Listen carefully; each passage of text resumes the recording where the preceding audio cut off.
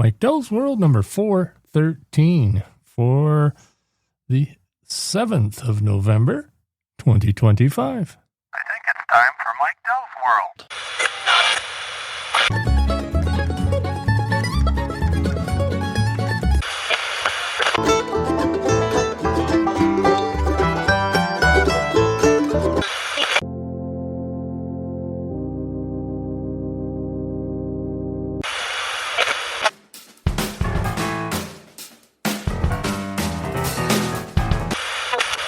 There it is.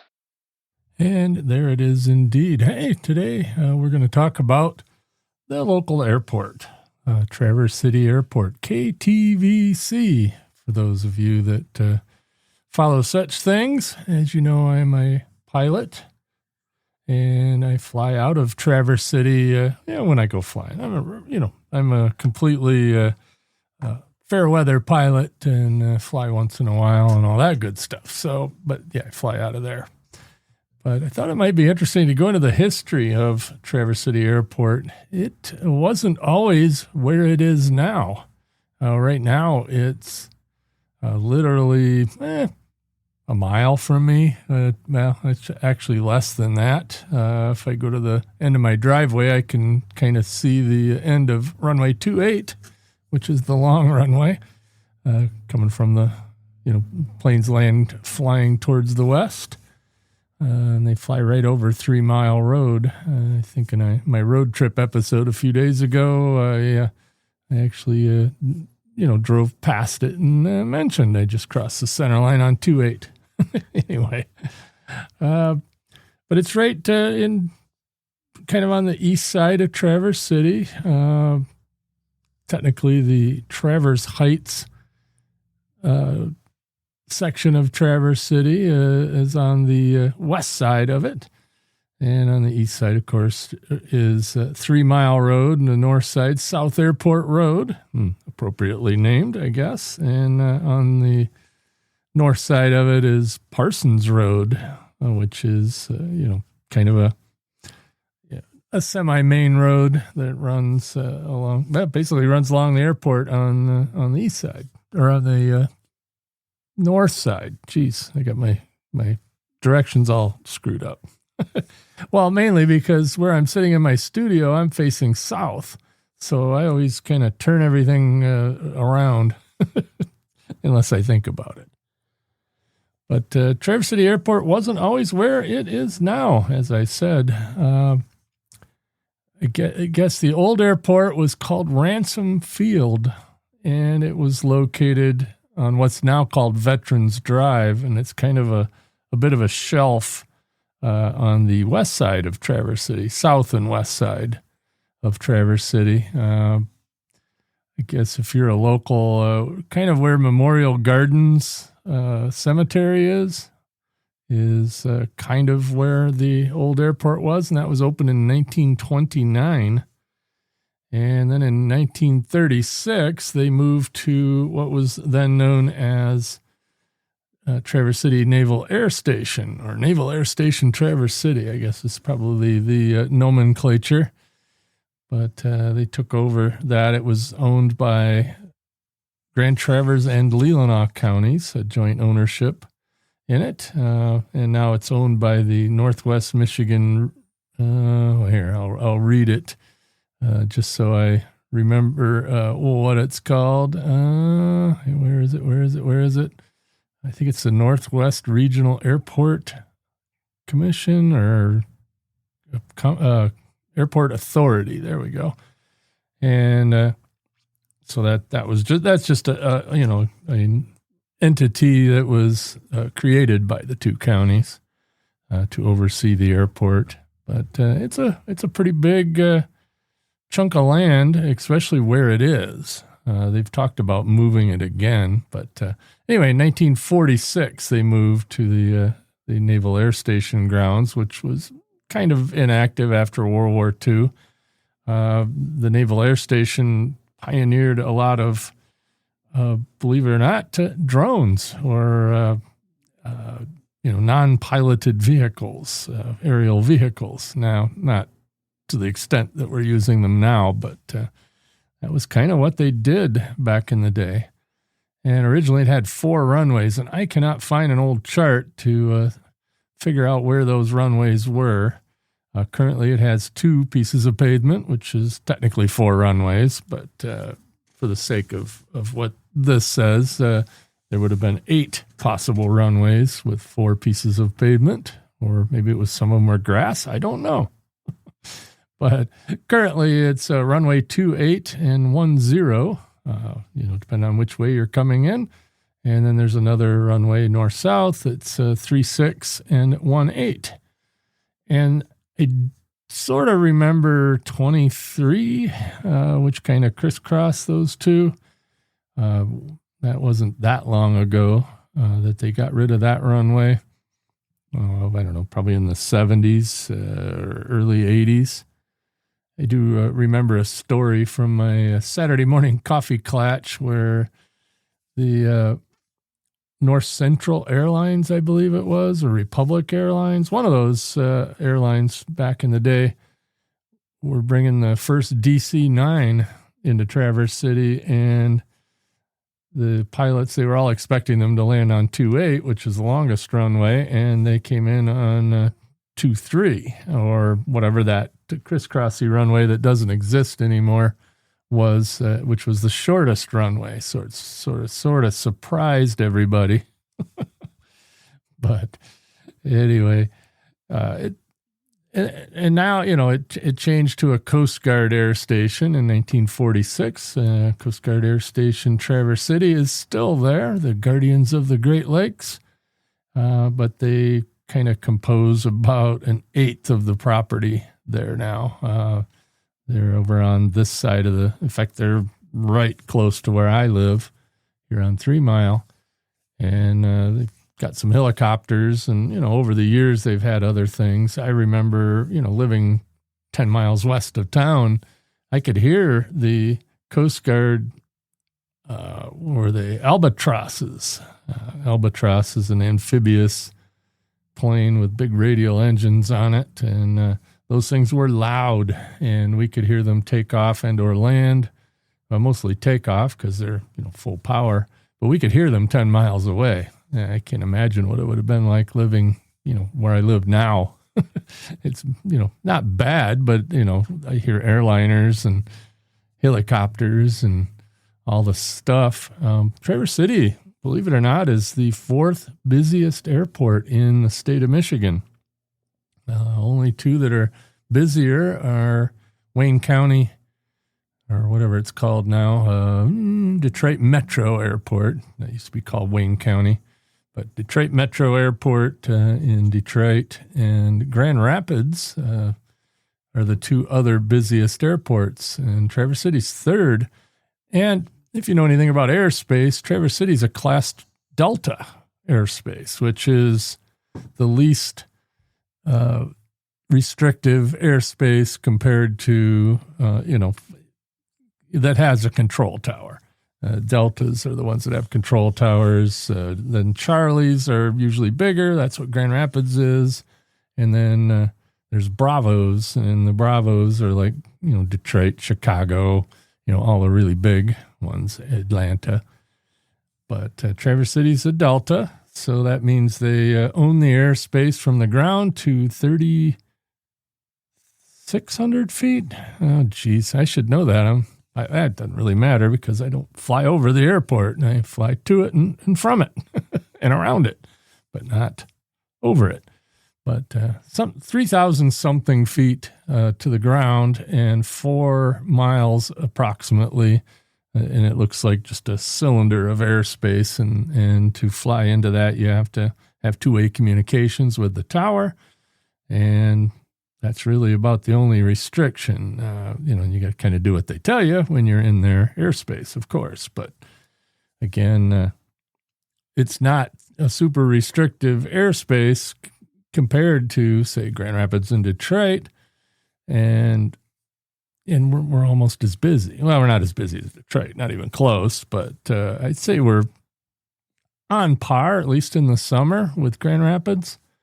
Although they might ramp up too in the summer, but compare winter in Grand Rapids versus summer up here, it's probably about the same amount of traffic. There's two big flight schools. Well, a big flight school and another flight school on the field here in Traverse City. The Northwest Michigan College has a flight program, and they have quite a bit of airplanes and quite a few students. So at any one time during nice weather, there'll be several students in the air around the airport. And then Giving Wings Aviation, that's where I fly out of.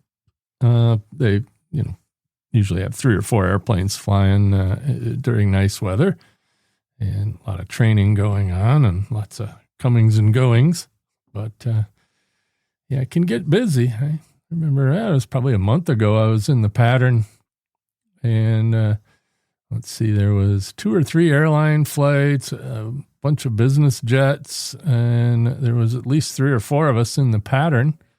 I still ended up getting 11 takeoffs and landings, so the controllers here are pretty darn good. I don't know if they really like the fact that a bunch of little airplanes are circling them all the time, but they deal with it, and then they get the big airplanes in as well. But yeah, it's a nice airport. I wouldn't call it little. Again, runway 2810 is 7,000 plus feet long, and the crossing runway is 5,000 feet, which is plenty for most aircraft. We've had everything in here. The Air Force One's been in here a few times. We get routinely, Airbuses and 727 or 737s, not so much 727s anymore. DC-9 variants like the 717. Lots of regional jets, a lot of fighter jets come in here. We always have an air show every year. Usually the Blue Angels or the Thunderbirds are here for Cherry Festival for the air show, and they fly in and out of here just fine. Like I said, not a problem. One time I was in the pattern and got told by the controller, "Extend your downwind, I'll call your base." Okay, and he says, your traffic is a flight of 4 F-18s on final 428. And then ended up, they passed me, same altitude, about a half mile apart, and go in the opposite direction. And then right after that, the controller said, "Okay, you can follow those F-18s. Caution, wake turbulence." I said, "Yeah, no duh." My airplane weighs 1,300 pounds or so, and that can be dangerous. So I extended out a little bit longer and made sure I landed beyond where they touched down. And, no problem with wake turbulence, but that was kind of cool. One other time during the 2024 campaign, I was taxiing out and had to taxi to 36, so I had to cross 28. And he said, hold short of 28, incoming 737. Well, okay, cool. 737 lands, and it was J.D. Vance's campaign plane. And as we were taxiing out, I looked over and I saw a whole bunch of state police cars over by one of the hangars. Wondered what was going on, and then, I figured it out. J.D. was coming in for a campaign appearance, so anyway, then as soon as he landed and got down the runway a bit, I crossed the runway, went over to 36, took off, got out of here. But that was kind of cool. Of course, when the president's here, and he's come in here a couple times as well, there's a TFR, a temporary flight restriction, so they don't allow you to fly when he's on the ground here at the airport. But anyway. But back to the airport, Cherry Capital's turning, and that's the official name of it, Cherry Capital Airport. And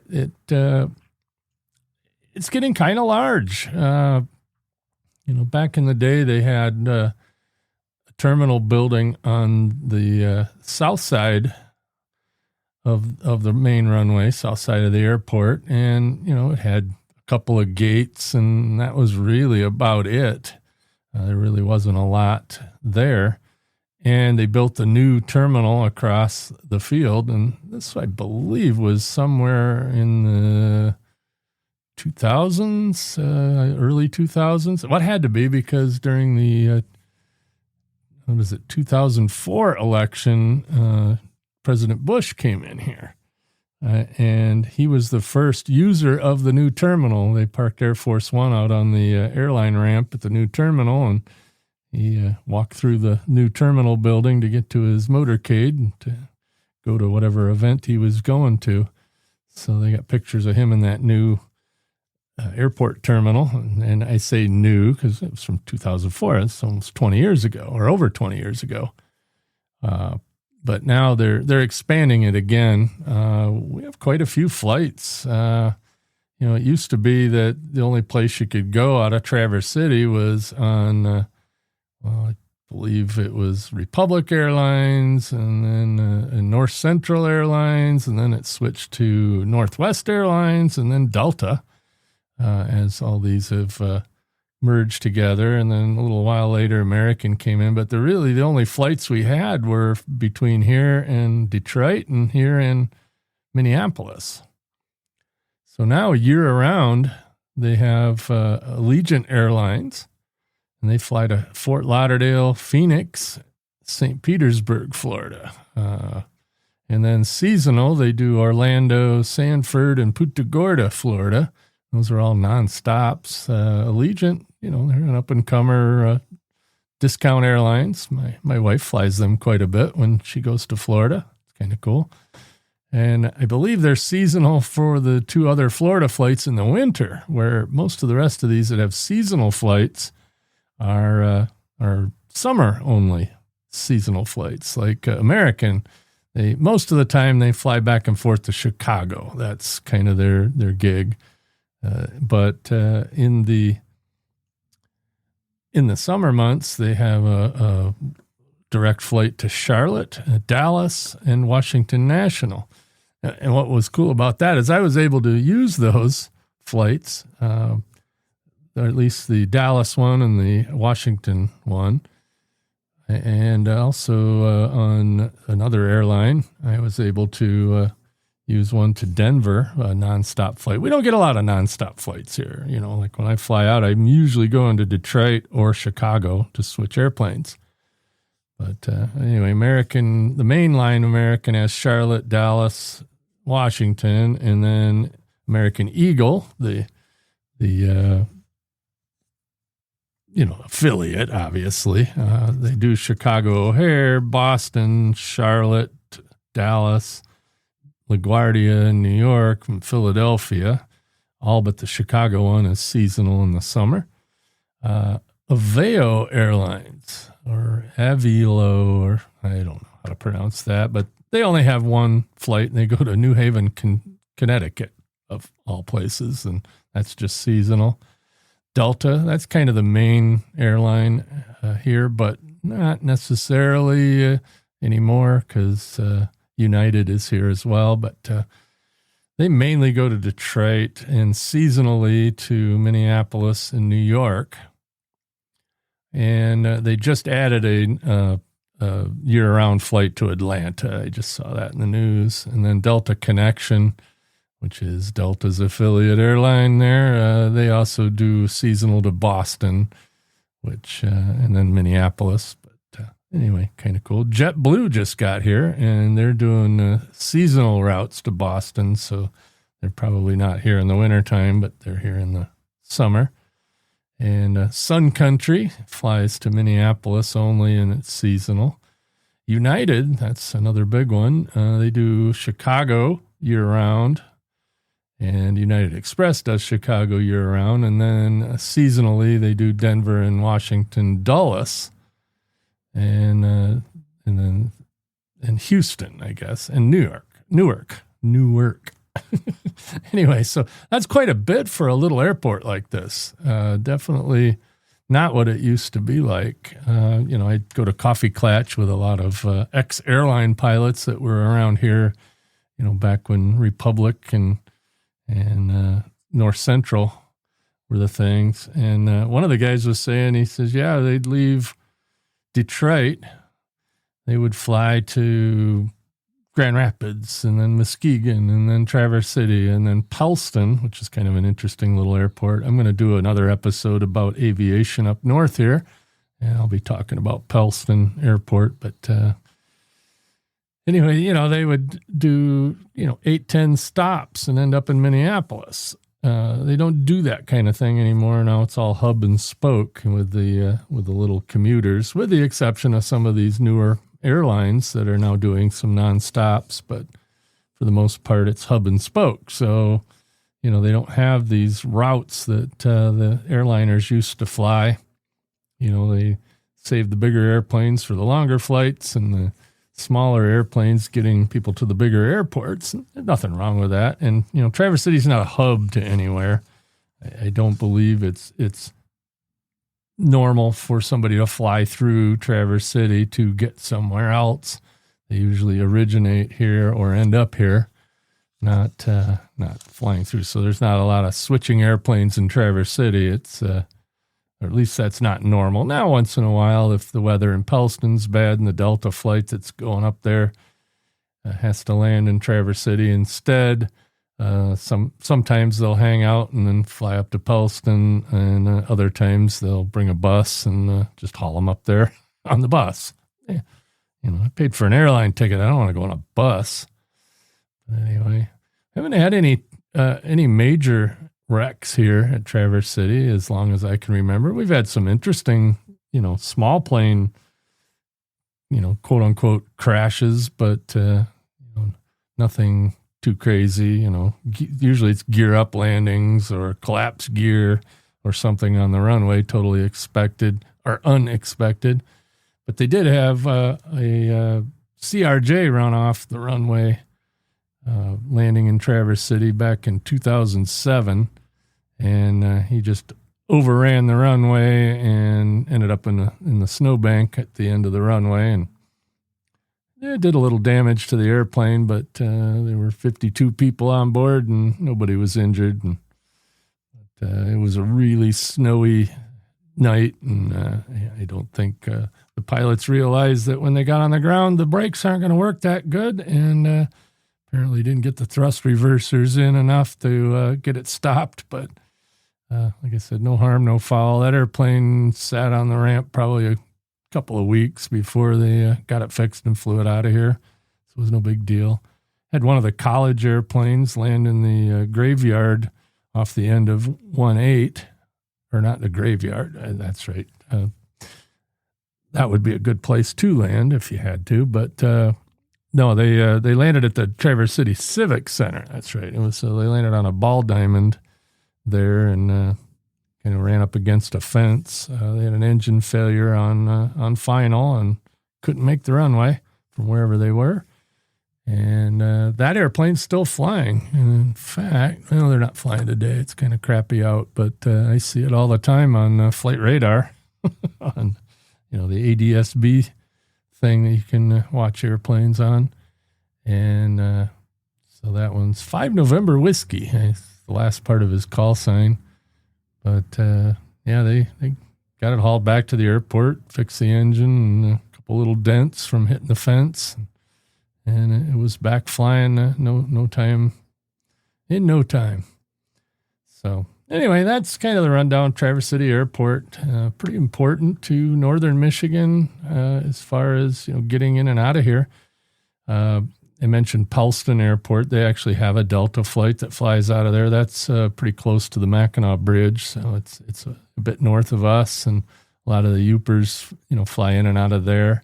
Although there's another airport on the other side. Used to be the old Kinchlow Air Force Base, and they have a couple of Delta flights in and out of there every day. That's part of that essential air service thing.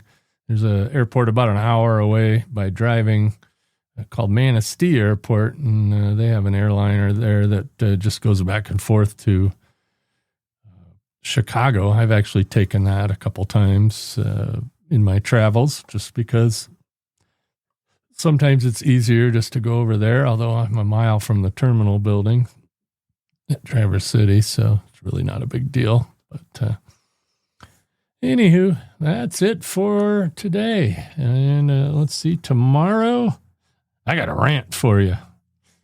So stay tuned for that.